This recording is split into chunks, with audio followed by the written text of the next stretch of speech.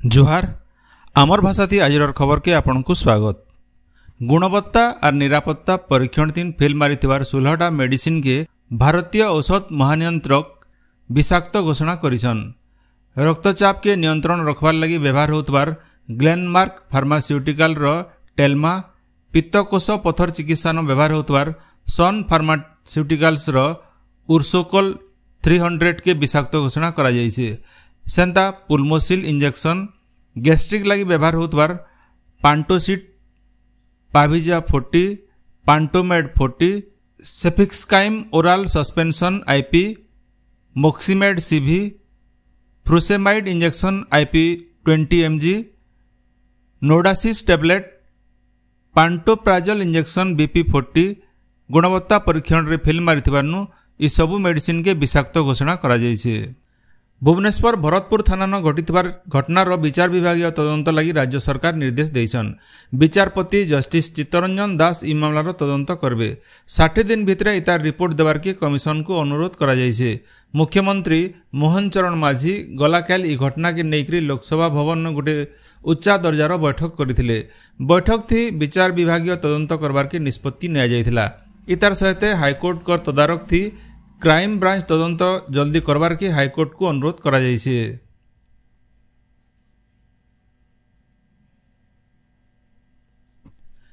कृषि विभाग खरीफ धान चाष उतरु मुग, बिरही, कुलुत और चना बागिर दाल जातीय फसल चाष लगी ब्लू प्रिंट तैयार करिছে बोली कृषि और उपमुख्यमंत्री कनकवर्धन सिंहदेव कहिछन। से कहिछन जे ई आर्थिक बछरे 12,50,000 एकड़ जमी थी ई फसल करबार के लक्ष्य रखा जायछि। इथिर लगी 2024-25 बछरे 252 कोटी 90 लाख टंकार व्ययबराद करा जायछि। ओडिशार अंतर्जातीय संतरणकारी प्रत्याशा राय 2024 मसीहा सम्मानजनक एकलव्य पुरस्कार पाइबे। पुरस्कार बाबदे तांकु 7 लाख टंका और मानपत्र दियाजिबा। गलाकाल एकलव्य पुरस्कार जूरी कमिटी बैठक उतरु सर्वसम्मति क्रमे प्रत्याशांकर ना घोषणा करा जायथिला। भुवनेश्वर लोकसेवा भवन आबा 27 तारिख दिन जिल्लापाल मानकर सम्मिलनी हेबा। राज्य नुआ सरकार आसबार उतरु पहला थर लगी ई सम्मिलनी हेबा। इथि 30टा जिल्लार जिल्लापाल सबु विभागर प्रमुख शासन सचिव कमिशनर और शासन सचिव माने जोग देबे। इतार सहित विभाग मानकर स्वतंत्र शासन सचिव, अतिरिक्त शासन सचिव और निर्देशक माने भी सामिल हेबार के कहा जायछि। इथि मुख्यमंत्री मोहन चरण माझी और उपमुख्यमंत्री कनकवर्धन सिंहदेव और प्रभाती परिडा जोग देबे बोली जना पड़िछे। सुवर्णपुर जिल्लार कलापथर न गोटे नुआ डायरी प्लांट के राज्य मत्स्य और प्राणी संपद विभाग मंत्री गोकुलानंद मल्लिक उद्घाटन करिछन। 14 कोटी 63 लाख टंका खर्चाथी तैयार होइतबार ई डायरी प्लांट थी फी दिन 50,000 लिटर गुरसर प्रक्रियाकरण करा जाई पारबा। सुवर्णपुर सहित बौद्ध और फुलबाणी जिल्लार दुग्ध चाषींकर गुरस के संग्रह करा जाई करी शीतलीकरण करा जिबार सहित पैकेट क्षीर, दही, पनीर, घी, लस्सी, खोआ और अलगा जिनिस तैयार करा जिबा। इथिर लगी ई तीन जिल्लार खाउटी माने ओमफेड रो खाइबार जिनिस सस्ता दाम थी पाई पारबे। राज्य बीजेपी सरकार रो 100 दिन पूर्ति अवसर बरगड़ जज हाईस्कूल पड़ियानो जिला स्तरीय विकास मेला मूल होइछे। आईन, अबकारी और पूर्त मंत्री पृथ्वीराज हरिचंदन मेला के उद्घाटन करिछन। इथि उद्बोधन देकरी मंत्री श्री हरिचंदन कहिछन जे 2036 मसीहा तक ओडिशा के गोटे आगुआ राज्य करबार के सरकार पदक्षेप नेबे। इ मेला थी बरगड़ सांसद प्रदीप पुरोहित, बरगड़ विधायक अश्विनी षडंगी, ओताबिरा विधायक निहार महानंद, भटली विधायक इराशिष आचार्य, विजयपुर विधायक सनद गड़तिया, जिलापाल आदित्य गोयल और एसपी प्रहलाद सहाय मीना उपस्थित थिले। इ अवसर जिलार सफल चाषी, बुणाकार, सुभद्रा योजनार हिताधिकारी और इ अवसर होइतिबार प्रतियोगितार कृति प्रतियोगी मानकु सम्मानित करा जायथिला। नुआपड़ा जिला खड़ियाल केंद्रीय विद्यालय ठाने स्वच्छता ही सेवा पालित जाइछे। इ अवसर सेठाने सफाई कार्यक्रम होइतिला। इथि विद्यालयर अध्यक्ष, शिक्षक, छात्र छात्री माने जोग देकरी निजर कर्म संस्था और घरे सफाई लगी समय देवार के संकल्प नैथिले। केंद्रीय विद्यालयर अध्यक्ष संजीव कुमार साहू स्वच्छता बाबदे समस्त को शपथ पाठ करथिले। सेंता खड़ियाल डिग्री महाविद्यालय न पालित होइतिबार स्वच्छता पक्ष पालन अवसर छात्री माने कॉलेज परिसर के सफा करथिले। महाविद्यालय अध्यक्ष लीजा आचार्य समस्त को स्वच्छता पाठ करथिले। सियाड़े बलांगीर म्युनिसिपालिटी और सीआरपीएफ तरफु बस टर्मिनाल न गोटे सफाई कार्यक्रम होइतिला। इति सीआरपीएफ कमांडेंट आउ महानगर निगम रो बहुत अधिकारी जोग देकरी टर्मिनाल परिसर के सफा करथिले। बौद्ध ब्लॉक रो बघियापड़ा ग्राम पंचायत रेंगाली गान दले हाथी आसिकरी धान आउ मड़िया चाष रो नुकसान करिसन। गला 2 दिन हैला ई हाथी दल जंगल नु राती बाहरी करी चासी मानकर फसल नुकसान करुछन। चाष के रक्षा करवार लगी चासी माने जंगल विभाग ठाने दाबी करिछन। कलाहांडी जिला परिषद रो 6 नंबर बैठक अनुष्ठित हो जाइछे। परिषद रो अध्यक्ष पुष्पेंद्र सिंह देवकर अध्यक्षता होइतिबार बैठक थी जिलार सर्वांगीन उन्नति विकास क्षेत्र न जन सहयोग उन्नयन काम के तुर्ती करबार आउ धारी समय भितर प्रकल्प मानकु पूरा करबार उपरे जोर दिया जाइथिला। बरगढ़ जिला अताबिरा थाना रेंगाली कैम्प नथिबार गोटे बार रो मैला केनाल के फिकबार घटना के नेगरी उत्तेजना देखा देइछे।